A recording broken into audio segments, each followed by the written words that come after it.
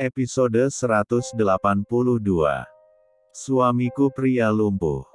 Bu Mariam membantu Reza mengelap tubuhnya.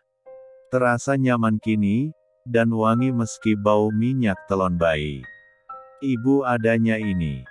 Gak apa-apa, iya. Kan seger. Iya, Bu. Seger banget. Makasih, iya. Balas Reza dengan senyum manjanya. Hari sudah semakin gelap. Reza pun mendapatkan jatah makan malamnya, dan langsung disuapi oleh Bu Mariam hingga tandas. Tak lama kemudian, Gibran pun pamit pulang karena banyak tugas yang harus dikerjakan. Tinggallah Pak Abu dan Bu Mariam yang menunggu Reza dan tidur di sana. Maaf, Reza ngerepotin. Reza nggak punya saudara lain, kecuali keluarga Bagas dan kalian. Nggak usah ngomong begitu. Kita ini semua keluarga. Ayah pun, jika tahu dari kemarin, pasti akan dari kemarin juga menunggu kamu. Ucap Pak Abu. Udah, nggak usah dipikirin. Besok katanya mau pulang. Cepet tidur, biar besok fresh. Ayo. Himbau Bu Mariam, yang merebahkan diri di sofa. Sedangkan Pak Abu, tidur di lantai dengan kasur tipis yang dikirim Siva untuknya. Bagas ingin menyewakan satu tempat tidur lagi, tapi dilarang mertuanya.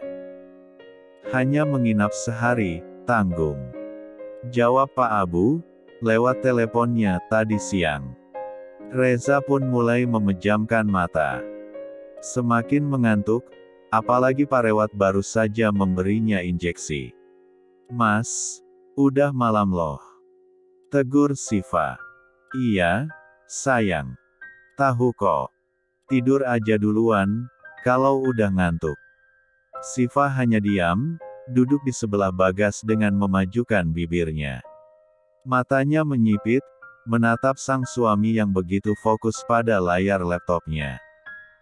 Bagas melirik sejenak, geli melihat tatapan Siva yang seperti itu. Ih, apaan sih? Tawa Bagas, sembari mengusap wajah Siva. Besok, mau nggak mau harus kembali ke kantor. Suasana masih semrawut. Ada aja huru hara yang ditimbulkan.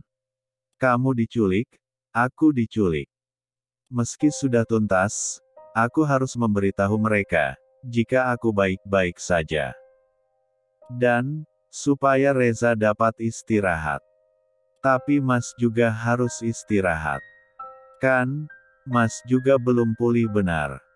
Ucap Siva. Iya, tahu. Sedikit lagi, setelah itu nyusul tidur. Kecup Bagas di dahi sang istri. Siva pun tidur membelakangi Bagas. Bukan karena ngambek, tapi jika menghadap Bagas, pasti selalu ingin M3 meluk. Bagas pun terus mengusap rambutnya dengan tangan kanan, sedangkan tangan kirinya bergumul dengan laptop yang ia pangku.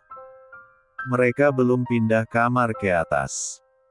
Siva masih begitu lelah, dan Bagas masih begitu sibuk. Meminta bantuan para bibik pun, Siva harus tetap turun tangan dengan barangnya yang begitu banyak. Bagas dan Mama Ayu sempat menyarankan, agar kamar tersebut sedikit direnovasi sesuai dengan yang Siva mau. Tapi, Siva menolak. Ini aja, Iva suka banget. Gak usah diapa-apain. Masa bodoh dengan kenangan. Kenangannya boleh buruk, tapi kalau karyanya bagus, why not? Kecuali, kalau Mas yang gak bisa move on. Ledek Siva pada suaminya. Akhirnya mereka pasrah dengan keinginan Siva. Asal ia nyaman di sana. Rasa kantuk mulai menyerang Bagas. Ia yang sudah hampir 3 jam berkutat dengan laptop, akhirnya menaruhnya di nakas. Ia pun membaringkan tubuhnya, dan menarik lengan Siva agar memutar haluan untuk M3 meluknya. Siva pun menggeliat, lalu membenamkan diri di tubuh Bagas. Sepertinya, memang terasa begitu hangat dan nyaman di sana. Tepat di depan dada suaminya yang bidang, dengan mencium aroma tubuhnya yang wangi. Bagas pun tak lupa mematikan lampu, karena Siva suka tidur di kegelapan. Meski awalnya tak suka, namun kini Bagas sudah terbiasa dengan itu semua. Jika dulu pengap, tapi sekarang nyaman. Ucap Bagas dalam hati. Episode 183. Pagi begitu cerah, terutama untuk Reza yang sudah diperbolehkan pulang dari rumah sakit. Sayangnya, Bagas tak dapat menjemput, dan hanya mengirim Siva padanya. Hati-hati, ya. Di sana banyak pengawas. Beberapa detektif dan bodyguard sudah diperintah untuk menjaga kalian, meski dari jarak jauh. Ucap Bagas, yang sudah rapi dengan jas hitamnya. Iya. Jawab Siva, sembari memasangkan dasi. Entah kenapa, Siva sedikit tak enak hati hari ini. Tampak murung, dan sulit mengulurkan senyum seperti biasa. Iva kenapa? Tanya Bagas, meliriknya. Siva hanya menggeleng, dengan tetap diam tanpa suara. Bagas mencengkram P1 gang rampingnya. Sedikit menarik untuk dekat dengannya. Siva beberapa kali mundur, tapi Bagas selalu menggodanya. Kenapa? Tanya Bagas, lembut. Siva hanya mendongakkan kepala, lalu menyentuh ujung hidung suaminya yang bangir. Lalu, M3 mainkan tangannya di sana. Nanyanya udah 2 kali, loh. Iva kenapa? Tanya Bagas lagi, dengan menempelkan khas 1 dung mereka. Masih rindu. Tapi, harus ditinggal lagi. Jawab Siva. Rasa trauma yang kemarin, rasanya belum bisa hilang. Apalagi, Tante Fiona masih berkeliaran di mana-mana. Imbuh Siva. Bagas hanya tersenyum renyah. Penjagaan ada di mana-mana. Dan lagi, aku sudah bisa berlari dan melawan sekarang. Yang Iva belum tahu adalah, Mamas Iva ini pernah berlatih tinju dan pandai taekwondo, bisik Bagas. Iyakah? Tanya Siva, dengan senyum terurai. Bagas hanya mengangguk, dan mengusap rambut Siva yang masih basah dan harum. Tampaknya, semalam ada kegaduhan di Ran, yang mereka. Siva mulai yakin melepas Bagas kembali keluar. Dan mereka pun bergandengan keluar menuju ruang makan, menghampiri Mama dan Papa. Pagi, Ma. Sapa Siva. Pagi. Sayang-sayangku. Sudah siap semua, mau kemana? Tanya Mama Ayu. Bagas mau balik ke kantor, Iva mau jemput Reza. Jawab Bagas, mewakili Siva yang tengah melayaninya mengambil sarapan. Iya, Reza pulang. Tapi, dia mau pulang kemana? Ada kabar. Kesinilah, Ma. Masa pulang ke rumah papanya? Mana kuat Mas Reza ke sana? Apalagi, kenangan dan kenyataan yang begitu menyakitkan. Sambung Siva. Baiklah. Bibik nanti akan merapikan kamarnya. Setidaknya, hargai keputusannya nanti. Oke, Siva. Iya. Angguk Siva, pada permintaan mertuanya itu. Sarapan berlanjut. Papa Erlen yang sedari tadi diam, rupanya telah menyelesaikan sarapannya terlebih dahulu. Ia pun duduk santai, sembari memeriksa koran online-nya di HP. Semua menyusul menyelesaikan sarapan. Satu persatu pergi dengan kendaraannya masing-masing. Bagas belum diizinkan menyetir oleh Siva, lagi-lagi karena ia masih trauma. Akhirnya, Farhan harus membagi 2 tenaganya untuk antar jemput keduanya hari ini. Hati-hati, Mas. Cari uang yang banyak, biar bisa ke Korea. Bujuk Siva, sembari mencium tangan Bagas. Uangnya ada, sayang. Waktunya yang belum. Kecup Bagas di kening, hidung, dan bibir Siva. Bagas pun berlalu dengan mobilnya. Tinggal Siva di rumah, membantu Bibik membereskan meja makan. Untuk kamar dan Reza, biar Bibik aja bersihkan. Non kan mau ke rumah sakit, siap-siap aja. Ucap Bik Inah. Iya, Bik. Makasih. Jawab Siva. La berlari kecil menuju kamarnya, dan mengambil tas sandangnya. Ia duduk santai, menunggu Farhan kembali untuk menjemputnya. Peralatan infus Reza telah dilepas. Balutan lukanya pun telah diganti dengan yang baru, dan pasang plaster anti air agar dapat mandi dengan baik. Pak Abu tengah mengurus administrasi, dan Bu Maryam mengurusi barangnya di sana. Reza duduk, sembari merilekskan ototnya yang serasa kaku karena beberapa hari tidur di ranjangnya. Aku perlu dipijat rasanya. Fikirnya. Bu. Iya, nak Reza. Tanya Bu Maryam.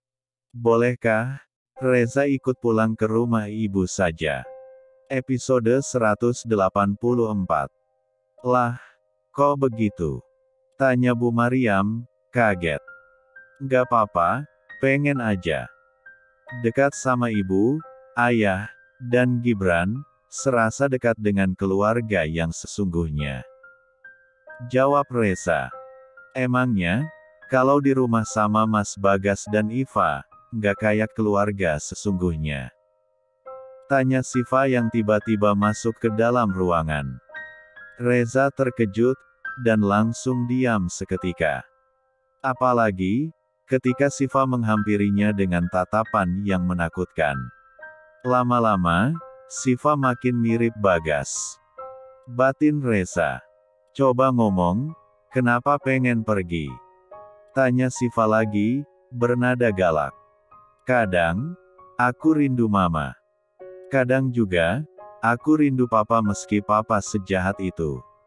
Om Erlen, dan Tante Ayu, sudah kuanggap seperti papa dan mamaku sendiri. Tapi, rasanya beda. Tak seperti ketika bersama ayah dan ibu. Jawab Reza. Kondisi masih belum kondusif. Pulang aja ke rumah kami, sampai semua aman. Iva nggak mau, ayah dan ibu ikut terseret dalam kasus ini. Jawab Siva. Baik, Fa. Maaf, telah membuatmu sedikit marah dengan ucapanku. Enggak, Iva nggak marah. Iva hanya mengingatkan. Ayo, siap-siap. Ayah udah nunggu di depan. Ajak Siva. Mereka beranjak, lalu Siva menarik kursi roda yang tersedia di belakang pintu. Fa, aku bisa jalan sendiri, kok. Gak perlu pakai kursi roda. Iya, Iva tahu. Terus, kursi rodanya buat apa? Tanya Reza. Buat taruh barang ibu. Kasihan, bawanya ribet, mana banyak. Jawab Iva santai, dengan menyusun barang-barang di kursi roda itu. Astaga. Memang mereka satu jiwa dua raga. Batin Reza lagi. Siva mendorong kursi rodanya, Bu Maryam menggandeng Reza hingga keluar rumah sakit. Reza tercengang, karena melihatnya banyak penjagaan yang dikerahkan untuknya. Bagas memang tak main-main, untuk melindungi keluarganya agar selalu aman, di tengah kondisi seperti ini. Terima kasih, Gas. Dan maaf, untuk yang telah terjadi. Sesalnya. Mereka telah tiba di mobil, Farhan dengan cekatan membantu untuk memasukkan semua barangnya. Nak Farhan. Kerasan, kerja sama Iva. Sapa Bu Maryam, ramah. Alhamdulillah, betahlah, Bu. Mereka baik semua di sana. Gak sama Farhan aja, tapi sama Vina juga. jawab Farhan. Bu Maryam tersenyum, lalu masuk ke dalam mobil dan ikut pulang ke rumah Bagas. Ia sengaja libur, untuk membantu Siva pindah kamar hari ini. Dan Pak Abu, berjanji akan memijat Reza untuk tubuhnya yang pegal dan nyeri. Kamu yakin gak mau rehab? Tanya Reza. Enggak. Itu kamarnya bagus. Gak usah mikir mantan, Mas Bagas aja udah lupa. Jawab Siva. Gak cemburu. Kalau sama Luna, enggak. Buat apa? Dia udah punya suami. Tapi, kalau macem-macem sama yang lain, awas aja. Toleh Siva ke arah Reza, sembari mengepalkan tinjunya. Gleek. Reza menelan salivanya. Gas. Pawangmu, seram sekali rupanya. Batin Reza. Perjalanan berlanjut. Dan seketika, Reza teringat akan Olin. Rambut keritingnya, matanya, dan senyumnya. Tiba-tiba pun, ia merindukan Olin dalam hatinya. Meski sempat bertanya-tanya, kenapa Olin tak mengunjungi, tapi ia berusaha sadar diri jika ia bukan siapa-siapa bagi gadis itu. Olin, sesulit itukah meraih hatimu? Apa yang salah? Bahkan hanya sekedar merayu pun, tak pernah ada tanggapan meski hanya senyuman. Selamat siang, Pak Bagas. Sapa Olin, yang tengah membersihkan lorong tepat di ruangan bos besarnya itu. Siang, Olin. Kamu sehat? Sapa Bagas, ramah. Sehat, Pak. Bagaimana, dengan? Tanya Olin dengan ragu, hingga memotong ucapannya sendiri. Reza. Olin hanya mengangguk malu. Reza baik. Hari ini, Siva menjemputnya pulang. Jika mau, kamu boleh menjenguknya di rumah. Ucap Bagas. Saya. Sungkan. Jawab Olin, sembari memainkan kakinya di lantai. Bagas tak menjawab. Ia hanya menggelengkan kepalanya sembari tertawa. Ia tahu, ada rasa di hati Olin. Tapi, masih ada yang menghalangi mereka untuk saling bertemu rasa. Sampai jumpa di episode selanjutnya.